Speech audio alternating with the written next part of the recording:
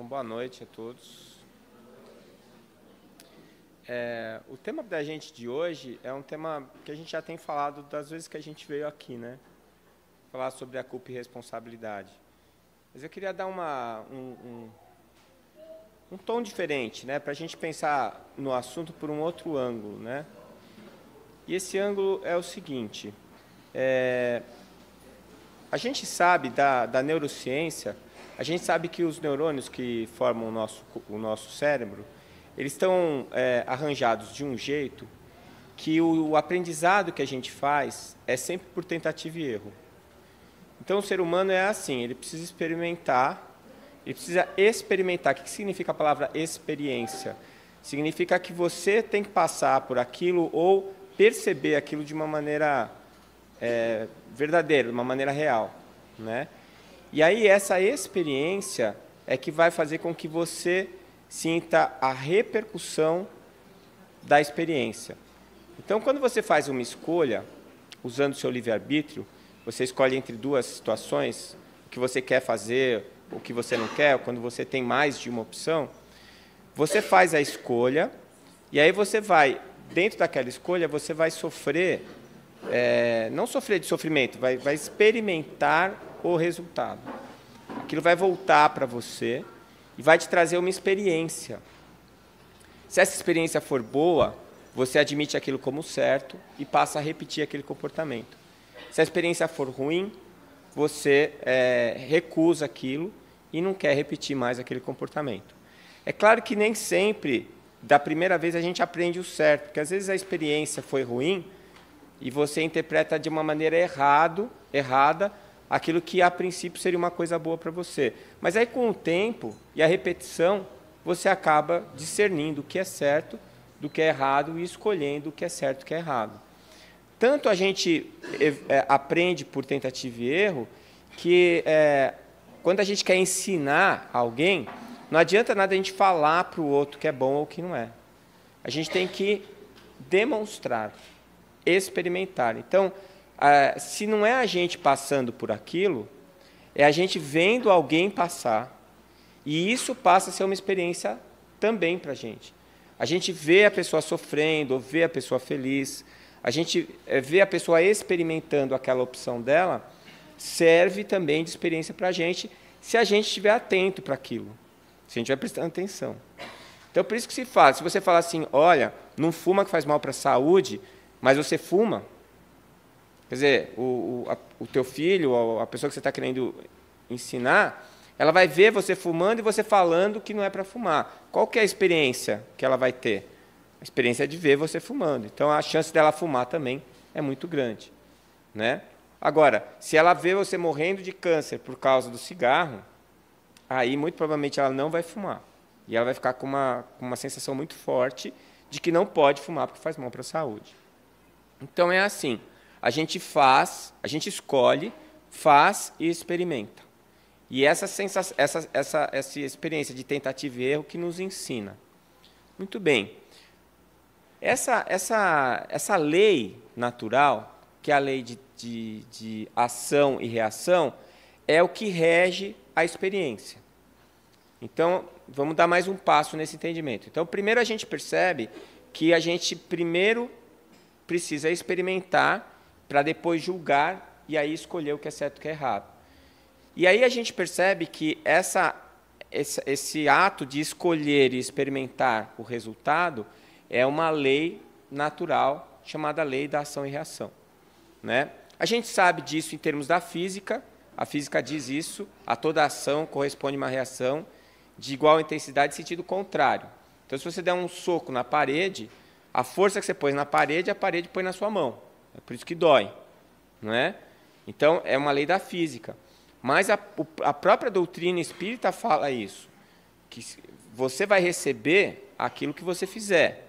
Então, se você plantou arroz, você não vai colher banana, né? Se você, como diz o ditado, se você planta vento, colhe tempestade. Então, essa ação e reação é que promove a oportunidade de aprendizado. Porque a gente vai agindo, experimentando, através da reação. O problema que eu tenho visto é o seguinte, que tem muita gente que não consegue fazer a diferença entre a lei da ação e reação, que é uma lei divina, com a lei de Talião, né, que não tem nada a ver com a lei de ação e reação. A lei de Talião, ela diz assim, né, olho por olho, dente por dente. Será que a lei da ação e reação é olho por olho, dente por dente? Não é. Então, a gente fica pensando assim, se eu dei um tiro na cabeça de alguém, na outra encarnação, eu vou morrer com um tiro na cabeça. Se eu fiz alguma coisa, sei lá, se eu cortei o braço de alguém nessa encarnação, na outra eu vou nascer sem braço. E a gente usa a palavra karma para justificar essa lei de Talião.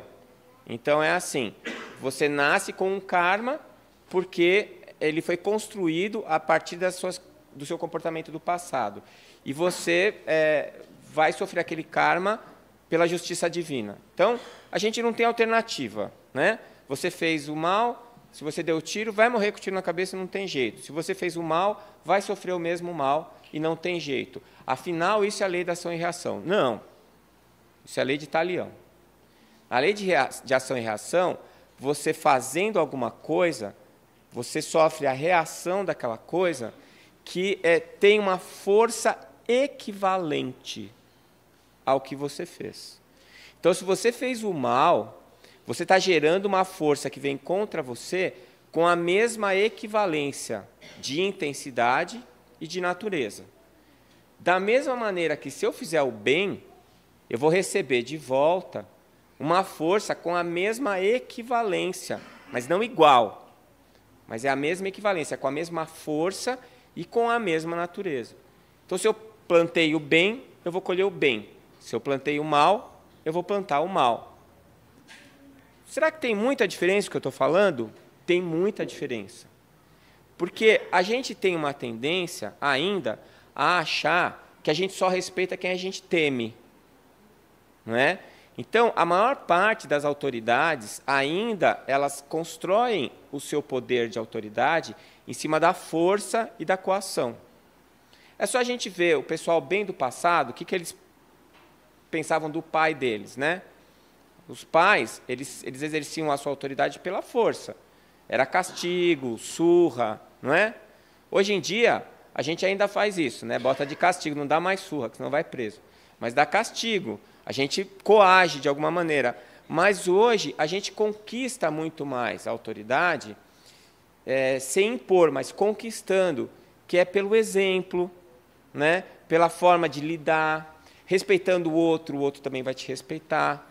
Então, a gente tem algumas pessoas que exemplificam essa autoridade conquistada, como o Chico mesmo, né? Como o Dalai Lama, como Madre Teresa, e tantos outros que são respeitados por respeitarem.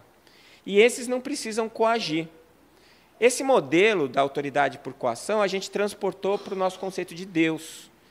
Então, a gente começa a achar que o Deus é quem pune você pelos teus erros. Ele te castiga por aquilo que você faz. E acha que isso é lei de ação e reação. Então, eu falo assim, se eu estou passando por isso, é porque Deus quis. Se Deus quis, é porque eu fui mal no passado. Então, eu não tenho alternativa, eu tenho que sofrer aquilo ali e fim de conversa. Não é bem assim. Né? Não é bem assim porque ele não castiga, né? Porque ele não pune, porque ele é todo amor, todo bondade. Né? Então, se a gente, que é muito, muito inferior a ele, a gente não é capaz de infligir dores aos nossos filhos, quanto mais ele. Né? Mas, de qualquer maneira, ele não exime cada um de nós das consequências dos nossos atos. Aí sim é a lei da ação e reação. Então, se eu cometo um ato de desamor, eu me desequilibro, e esse meu desequilíbrio vai acabar me trazendo alguma consequência. E eu vou sofrer essa consequência, mas ela depende da maneira como eu me vejo e da maneira como eu vejo aquilo que eu fiz. Então, por exemplo, se eu passei uma vida inteira como assassino, dando tiro no coração das pessoas que eu matava, eu posso nascer com uma malformação no coração, ou eu posso nascer cirurgião cardíaco e vou consertar o coração dos outros. Né? Se eu cometi erros contra as crianças, eu posso nascer com malformação, com uma série de problemas, ou eu posso nascer com a oportunidade de resgatar o meu déficit, as coisas que eu fiz de errado, cuidando de crianças. Será que é Deus que escolhe para a gente que caminho que a gente vai levar? Quer dizer, esse aqui, não, esse aqui vai nascer mal formado e vai sofrer. Esse aqui não, esse aqui eu vou dar oportunidade para ele ser alguma coisa que vá resgatar o déficit que ele criou no passado. Não, quem vai escolher o caminho somos nós mesmos. Como que a gente faz isso? Através da maneira como nós nos vemos e da maneira como nós vemos aquilo que nós fizemos. Né? Então, se eu acho que Deus pune, se eu não penso, né, no amor divino, quando eu faço alguma coisa de ruim, e eu acho que Deus ele segue a lei de Italião e não da lei de ação e reação, eu não vejo saída para o mal que eu fiz. Então eu vou passar exatamente por aquilo que eu passei. Mas, se eu vejo que eu errei, eu percebo o meu erro, eu percebo as consequências do meu erro, mas eu desejo corrigir o meu erro, então eu estou tendo uma atitude produtiva, positiva, e aí eu vou encontrar maneiras de eu corrigir aquilo lá. Tá? Então, é a má notícia e a boa notícia do Espiritismo. É a mesma. Né? A má notícia a boa notícia é que nós que nos julgamos. Nós é que determinamos a consequência dos nossos atos. E a má notícia é que nós é que fazemos isso. A boa e a má. Eu, particularmente, preferia pensar que quem ia me julgar é algum santo, né, que era o próprio Jesus ou Deus, porque eu tenho certeza que ele ia ser muito mais condescendente comigo mesmo do que eu. Né? Quando eu descobri que era eu que ia fazer isso, eu fiquei um pouco assustado, porque a gente simplesmente não sabe perdoar. É só você parar para pensar. Se alguém te dá um tapa na cara e você imediatamente vira um tapa na cara do outro, o tapa que você deu na cara do outro ensinou alguma coisa para ele? Só fez o quê? Ele ficar com mais raiva, não é? Se ação e reação fosse a lei de Italião, ia ser assim. Você dá o tapa na cara de alguém, esse alguém te dá um tapa na cara, e isso ia resolver o problema? Não resolve. Não resolve. Você precisa de uma ação pedagógica, alguma coisa que aconteça, que você experimente e perceba que aquilo está errado. Não é? Aí sim, você percebeu o erro, você tem dois caminhos. Os dois caminhos são os seguintes: ou eu me condeno, ou eu me absolvo. Se eu me absolver, eu vou ter uma atitude positiva e vou procurar corrigir o erro que eu cometi. Se eu me condenar, eu vou ter uma atitude negativa e vou ficar lamentando o meu erro, chorando e procurando a dor para tentar compensar, né, o remorso que eu estou sentindo pelo erro que eu cometi. O que vocês acham que é mais produtivo na vida? É eu buscar corrigir o erro ou eu assumir a culpa e ficar lamentando ela? Então, eu vou dar mais um exemplo. Você tem um filho. O teu filho, ele entra na sala segurando um copo de água, pequenininho. Aí ele tropeça e derruba a água. Né? Se você chegar lá e bater nele, jogando a culpa nele de ter caído a água, você está errado. Ele vai ficar traumatizado. Ele não derrubou a água de propósito. Ele ainda não tem desenvolvimento motor para segurar o copo. Está mais errado quem deu o copo na mão dele. Não é? Então está errado, não adianta eu bater. Agora, se ele derrubar o copo de água no chão e eu não falar nada para ele, eu pego o copo, vou lá, levanto, seco a água e eu não falo nada para ele, ele também não vai aprender. Não vai aprender nada. Então qual que é o caminho? Eu bato ou eu não bato? Não bate. Mas eu tenho que ensinar. Então derrubou a água, você vai lá, olha filho, você viu? Está vendo? Não pode, você não pode carregar copo ainda, só porque você é muito pequeno. Olha agora, molhou todo o tapete.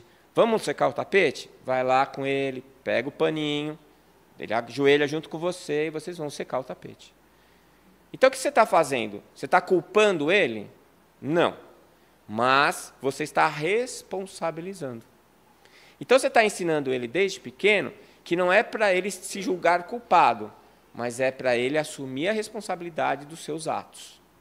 Se todas as vezes que ele fizer alguma coisa errada, você conseguir mostrar de uma maneira carinhosa para ele que ele errou e participar com ele do processo de correção do erro, então ele já vai aprender desde cedo a se perdoar. E você vai notar que ele vai perceber desde cedo, vai desenvolver desde cedo uma capacidade enorme de perdoar o outro. Então, quando Jesus pediu para a gente perdoar o outro, não 7 vezes, mas 70 vezes 7, o que ele está pedindo para a gente é cada erro, tá, pessoal? 70 vezes 7, cada erro de cada pessoa, não é? Veja bem, senão não dura um dia essa quantidade de perdão, não é? Antes do meio-dia você já gastou todos os 70 vezes 7. Então é o seguinte, é para você chegar e aprender a perdoar no outro, porque é mais fácil perdoar o outro do que se perdoar. No outro, no erro do outro, você olha, você vê de uma maneira mais distante emocionalmente falando. Você consegue ser mais imparcial. Às vezes, né? Depende. Se você está prestando atenção no erro de alguém que você não gosta, você é bem parcial contra ele. Como você é sempre muito parcial a favor de você. Né? Mas aí é muito mais fácil você se colocar no lugar de alguém que está errando, principalmente se o erro dele não está te afetando, e você fazer uma análise dos motivos pelos quais ele errou. E aí você vai aprendendo devagarinho a perdoar. Quando Jesus falou que a gente vai ser julgado com a mesma força com que a gente foi julgado, não é porque vai ter alguém lá para te julgar e falar assim, você foi durão, eu vou ser durão com você. É você mesmo que vai fazer isso. Esse é que é o problema. Então, se você se acostumar a ser duro no julgamento dos outros, você vai ser duro no seu julgamento também. A gente sabe pelos processos de experiência de quase morte e pelas descrições dos espíritos que desencarnaram, principalmente através de um livro muito bom do Ernesto Bozano chamado A Crise da Morte, que quando a gente desencarna, tem um momento em que a nossa vida passa para a gente. E a gente vê a gente mesmo fazendo as coisas durante a vida, mas de uma maneira distante emocionalmente. A gente se vê de uma maneira como se fosse uma outra pessoa vendo a gente. E aí a gente vai formular o nosso julgamento sobre a nossa vida. Olha que perigo isso. Pensa bem.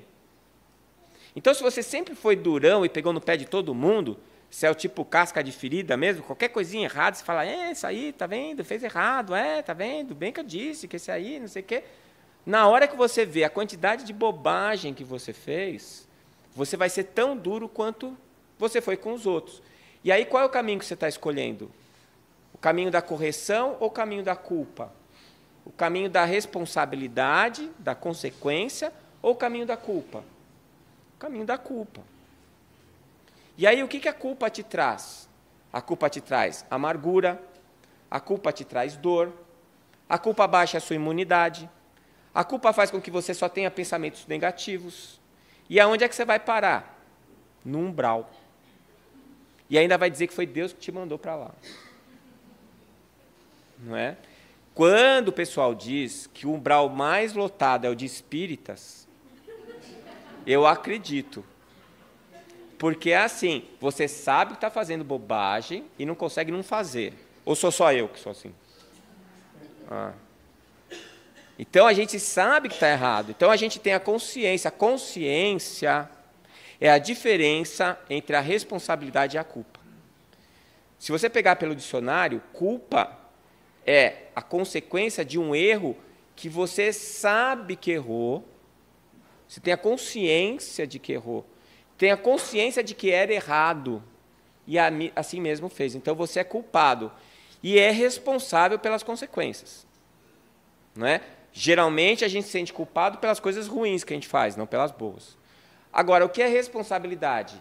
Responsabilidade são todas as consequências daquilo que a gente faz, seja ato, seja palavra, seja pensamento. Né? Se eu vou lá e falo alguma bobagem e aquela bobagem se multiplica, eu sou responsável pela bobagem. Agora, eu sou culpado? Depende. Depende do que eu estava pensando na hora que eu falei, depende da minha intenção quando eu falei, depende da minha consciência sobre o erro que eu cometi. Então, toda vez que eu sou culpado, que eu me sinto culpado, eu sou culpado e responsável. Mas eu posso ser só responsável e não ser culpado, como o seu filho que derrubou água no tapete. Ele é responsável, mas não é culpado. Não é? Qual é a responsabilidade? Ela é sempre ruim? Não, ela é boa também. Então, se eu provoco alguma coisa que traz bons resultados, eu também sou responsável por aquilo. Né? Então, eu tenho a responsabilidade positiva e a negativa, mas a culpa ela é sempre negativa, porque a culpa é a autocondenação de algo que você fez e que, num determinado momento, percebeu que era errado.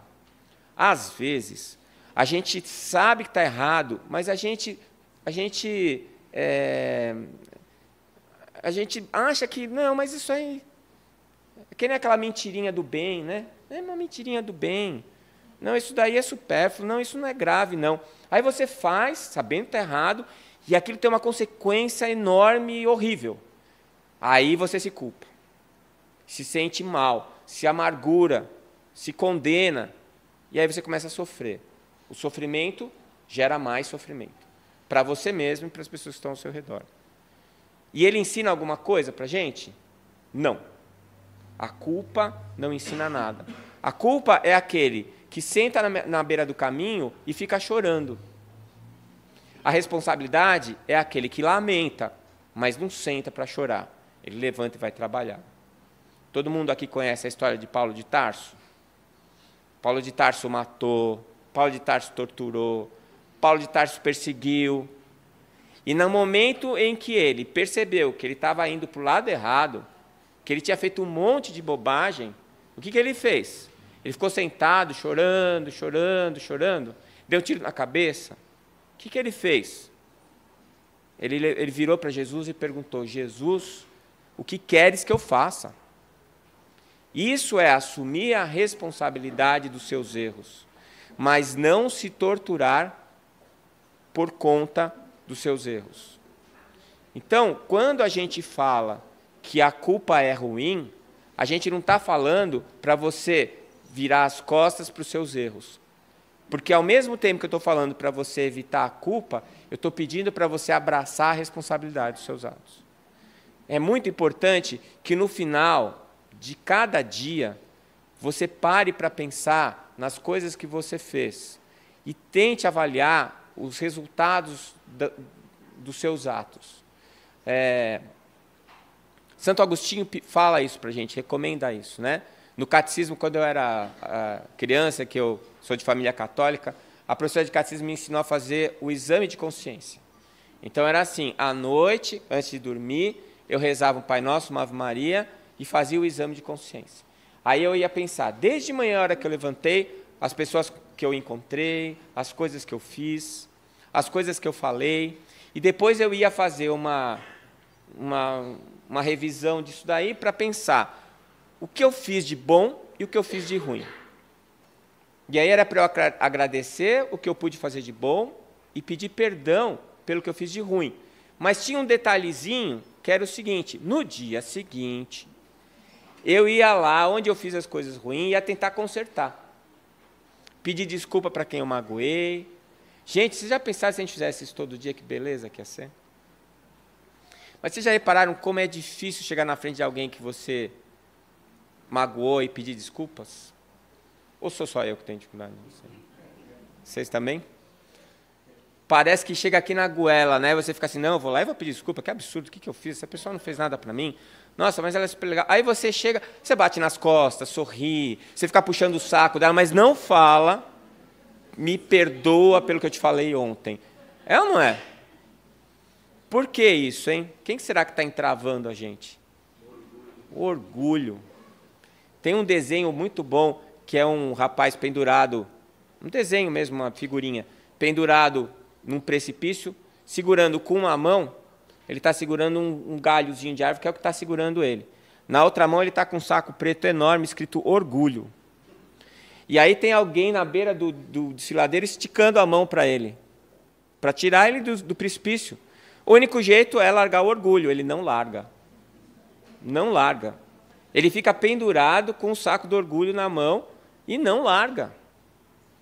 Então, o orgulho, se você for fazer uma análise psicológica profunda, você vai perceber que o orgulho nada mais é do que a sua própria insegurança. Não é? Quando você não acredita em você, você faz um esforço sobre-humano para que os outros acreditem no que você gostaria de parecer para eles. Se você cria uma expectativa, alguma coisa que você acha que os outros deviam achar. Então, quando a gente fica querendo muito que os outros acreditem no que a gente acredita, é porque a gente ainda não acreditou. Quando a gente fica muito querendo que os outros achem que a gente é bom, é porque a gente acha ou sabe que não é bom. Quando alguém te critica e ele está certo, você fica furioso. Quando alguém te critica e ele está errado, você só fica chateado. Então, a nossa existência, as nossas existências, as últimas pelo menos, têm sido existências de aprendizado do perdão. Por quê? Quem que a gente tem que perdoar? A gente mesmo. A gente começa perdoando o outro para aprender a se perdoar. O dia que a gente aprender a se perdoar, a gente vai se ver como a gente é mesmo, imperfeito. Mas ninguém que está aqui nessa sala é totalmente bom, nem totalmente ruim. Nós estamos todos no mesmo lugar. A gente tem coisas que a gente faz melhor que o outro e tem coisas que a gente faz pior. Aliás, é por isso que nós estamos juntos. Porque o que você tem de melhor ajuda o outro que não tem aquilo, e o que ele tem de melhor te ajuda no que você não tem. É como se nós fôssemos peças de um quebra-cabeça. Se uma pecinha tem um gordinho, a outra tem a entradinha. E aí uma encaixa na outra. Se não tiver todas as peças, tá tudo, não aparece a fotografia. Fica todo mundo perdido. Perde a noção, todo mundo fica sem nexo. A gente evolui em grupo por causa disso. Porque as nossas imperfeições, elas fazem parte do nosso processo de evolução, de crescimento. Então, a gente não aprende tudo do dia para a noite. A gente vai aprendendo aos poucos. Se eu tiver uma facilidade para aprender uma coisa mais rápido que outra, paciência, por exemplo, que não é o meu caso. Mas vamos supor que eu fosse bom, paciente. Então, eu seria mais paciente, eu encontrando uma pessoa impaciente, essa pessoa ia me ver. Lembra que eu falei da experiência? E aí ela ia ver quanta coisa eu ganhava por ser paciente. E aí ela ia falar assim, nossa, você vê, eu sou todo afobadão e eu acabo perdendo um monte de coisa importante na minha vida, mas ele, eu estou prestando atenção nele, ele está sempre calmo, sereno, na hora parece que ele está levando desvantagem, no fim ele sai sempre na frente, porque ele teve paciência. Pronto, eu aprendi. Aprendi com quem? Com o livro, com a meditação. Então, essas coisas ajudam. Mas a experiência, a vivência é que ensina. Tentativa e erro. Eu já fui afobado um monte de vezes, nunca consegui sair na frente. E aí eu olho o outro que é tranquilo e ele saiu na frente. Pronto, aprendi. Então, observar o outro é muito bom.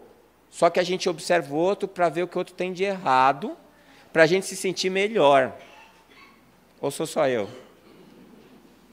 Então, quando eu acho que eu sou muito, assim, sei lá, eu sou muito impaciente, eu olho um outro que é bem mais agitado que eu. Aí eu me sinto bem.